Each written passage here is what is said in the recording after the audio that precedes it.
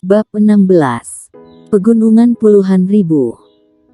Segera setelah warrior yang memasuki pikirannya dan tenggelam ke dalam tubuhnya, dia menemukan bahwa pusaran air kecil itu mengirimkan aliran energi hitam ke arah pusat energinya yang normal. Ya, itu adalah energi hitam emas pekat, bukan emas pucat seperti sebelumnya. Energi mendalam energi hitam ini, seperti sungai kuning yang meluap, menyembur deras dari pusaran air kecil, dan kemudian mengalir ke pusat energinya. Segera, pusat energi yang normal sudah penuh, tetapi pusaran air kecil itu tidak berakhir, melainkan energi hitam masih mengalir keluar, dan energi hitam ini akhirnya masuk ke titik akupunturnya. Pada saat ini, seluruh tubuh warrior yang, termasuk semua meridian, dipenuhi dengan energi hitam emas pekat. Yang membuat warrior yang terkejut adalah bahwa energi hitam emas pekat ini akhirnya meleleh langsung ke dalam tubuhnya, satu demi satu, terus-menerus meleleh ke dalam tubuhnya. Itu berlangsung sekitar 1/4 jam sebelum pusaran air kecil perlahan berhenti. Merasa bahwa pusaran berhenti, warrior yang dengan cepat melepas pakaiannya. Pada pandangan pertama, dia benar-benar terpana. Pada saat ini, seluruh tubuhnya bersinar dengan warna emas yang samar-samar, dan telapak tangannya dengan lembut menyentuh dadanya, merasakan perasaan keras seperti besi hitam. Warrior yang berkata dengan suara rendah, teknik pemurnian raga sudah sempurna. Teknik pemurnian raga adalah latihan dasar dari sekte pedang, secara total ada 7 tingkatan. Umumnya tidak ada yang melatihnya, bahkan jika ada beberapa orang yang melatihnya, tapi setelah menjadi pendekar hitam, pasti akan mengubah satu tingkatan. Warrior yang adalah orang pertama yang telah melatih ke tingkat ke-7. Karena telah mencapai teknik pemurnian raga tingkat ke-7, bukankah aku telah menjadi pendekar hitam tingkat ke-7? Memikirkan hal ini, warrior yang dengan cepat merasakan kondisi tubuh bagian bawahnya. Setelah beberapa saat, matanya terbuka, dengan semangat berkata, tidak disangka, aku langsung menjadi pendekar hitam tingkat 7. Warrior yang saat ini benar-benar terkejut, kurang dari sebulan sejak dia menemukan pusaran air kecil, namun dalam sebulan ini, dia yang tidak pernah menjadi pendekar hitam, malah menjadi pendekar hitam tingkat ke-7 sekarang. Apakah ini benar-benar normal? Memikirkan hal ini, warrior yang merasa sedikit gelisah, dia tahu bahwa pusaran air kecil itu jelas bukan pusat energi biasa, terutama energi hitam emas pekat, yang tidak hanya meningkatkan kekuatannya, tetapi juga keterampilan pedangnya menjadi lebih kuat. Dia belum pernah melihat energi hitam emas pekat dalam 5 elemen energi hitam, tetapi dia yakin energi hitam manapun sama sekali tidak sekuat energi hitam emas pekat miliknya. Setelah terdiam beberapa saat, warrior yang menyelam ke dalam tubuhnya, ketika dia melihat situasi di dalam pusaran air kecil, warrior yang tiba-tiba berdiri, matanya melotot, dan dia berbisik, bagaimana mungkin, bagaimana mungkin. Warrior yang menekan rasa terkejut di hatinya, dan menenggelamkan benaknya ke dalam pusaran air kecil di tubuhnya lagi. Pada saat ini, ruang di dalam pusaran air kecil menjadi lebih besar. Ya, itu menjadi lebih besar. Awalnya pusaran air kecil itu sebesar pusat energi normalnya, tetapi di dalam ruang pusaran air kecil saat ini, bisa memuat 40-50 orang dewasa yang berdiri. Dan di tengah pusaran air kecil, ada sesuatu yang mirip dengan bak mandi, yang penuh dengan energi hitam emas. Warrior yang tahu bahwa cincin itu adalah ruangnya sendiri, karena dia memakainya di tangannya, tapi pusaran air kecil di tubuhnya ini, juga memiliki ruangnya sendiri. Apa ini? Warrior yang tidak hanya terkejut tetapi juga ragu-ragu, dia ingin mencari seseorang untuk bertanya apa yang sedang terjadi, tetapi dia tidak bisa, dia tidak bodoh. Jika orang tahu bahwa pusaran air kecil dapat mengubah energi hitam, dan bisa membentuk ruang sendiri, maka dia pasti dibunuh.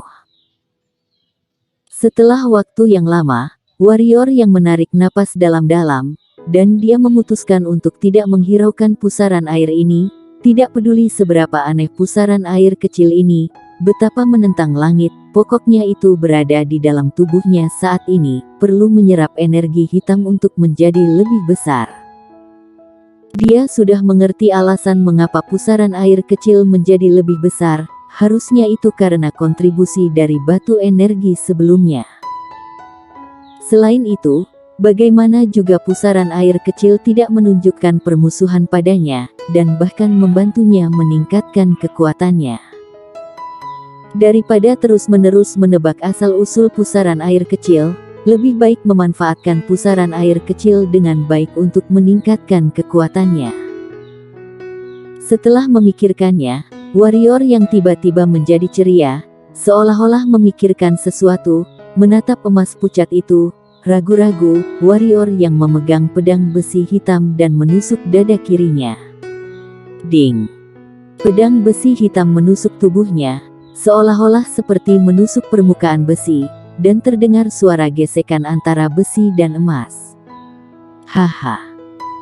Merasakan tubuhnya yang keras, warrior yang tertawa terbahak-bahak, tersenyum sedikit puas, dan kemudian berbisik dengan suara rendah, tidak disangka raga yang diselimuti oleh energi hitam emas begitu kuat, saat ini kekuatan fisikku seharusnya sangat kuat, aku akan mencobanya. Dia langsung mencobanya. Warrior yang berjalan ke depan pohon raksasa di depannya disebut pohon tumor besi, dengan tonjolan kecil di kulitnya, yang sangat keras. Biasanya jika murid tukang menebang pohon, dan melihat jenis pohon ini, mereka akan menyerah begitu saja karena terlalu sulit untuk ditebang. Melihat pohon tumor besi yang besar, warrior yang mengambil napas dalam-dalam, dan perlahan-lahan mengepalkan tangan kanannya.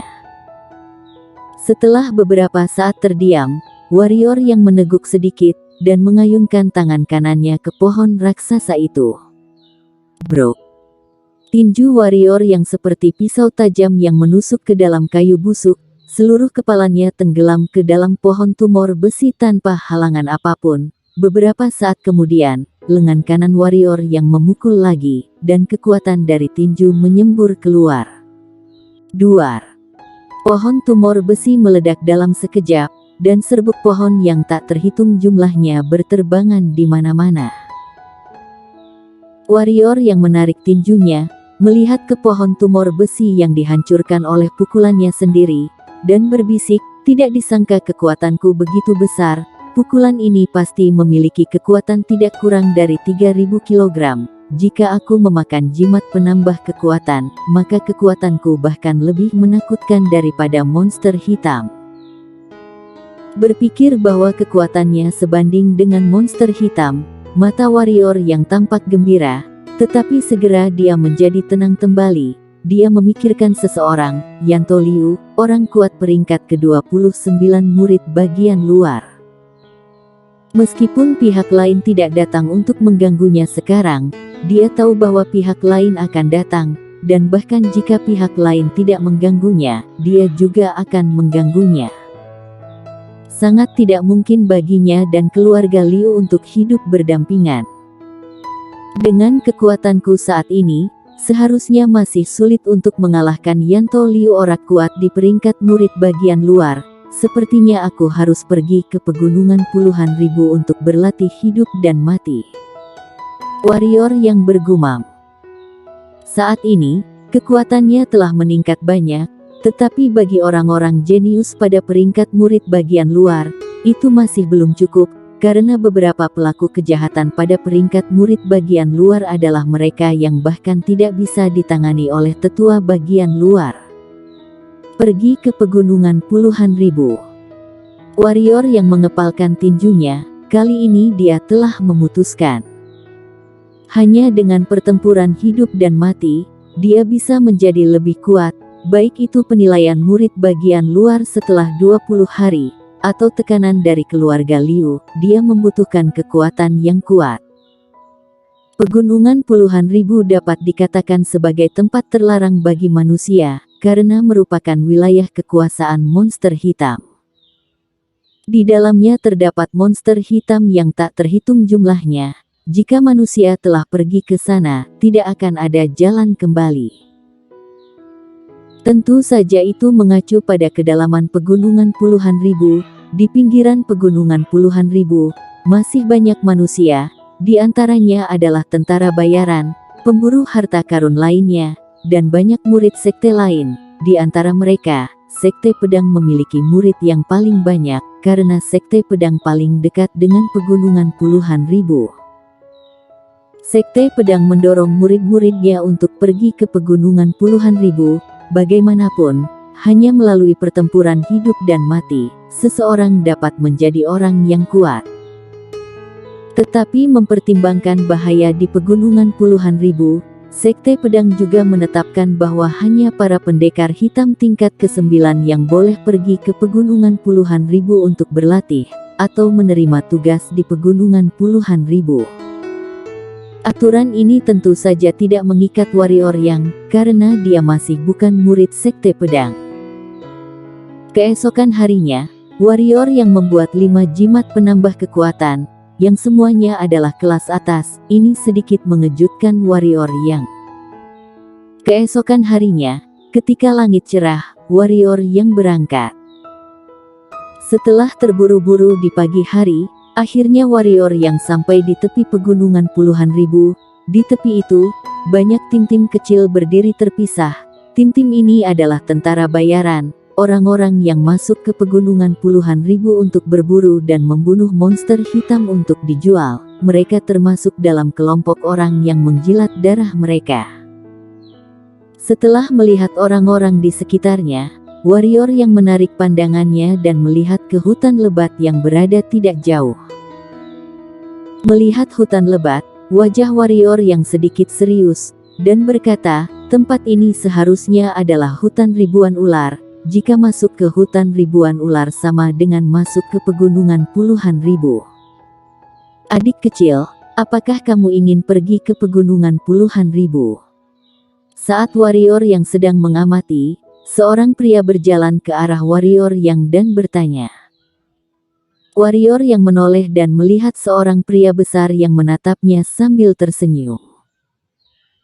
Pria besar ini berusia sekitar 30 tahun, dengan alis tebal, mata besar, dan kulit gelap. Mata warrior yang akhirnya melihat ke bahu pria besar ini. Di bahunya ada pisau besar. Pisau besar itu sangat besar, beratnya setidaknya beberapa ratus kati. Melihat sejenak ke bahu pria besar itu, warrior yang mengangguk ringan. Melihat warrior yang mengangguk, pria besar itu tertawa dan berkata, adik kecil sepertinya sendirian, kalau begitu, mengapa tidak pergi bersama kita? Tim kita kebetulan kekurangan 1 orang, bagaimana? Saat berkata pria besar ini menunjuk ke tim yang berada tidak jauh. Mengikuti arah jari pria besar itu, warrior yang memandang beberapa orang di sisi yang berlawanan. Setelah ragu-ragu sejenak, warrior yang mengangguk. Dia baru saja tiba dan sama sekali tidak mengenal pegunungan puluhan ribu. Ikut dengan tentara bayaran ini, untuk mengenal tempat ini, seharusnya tidak ada salahnya. Bersambung.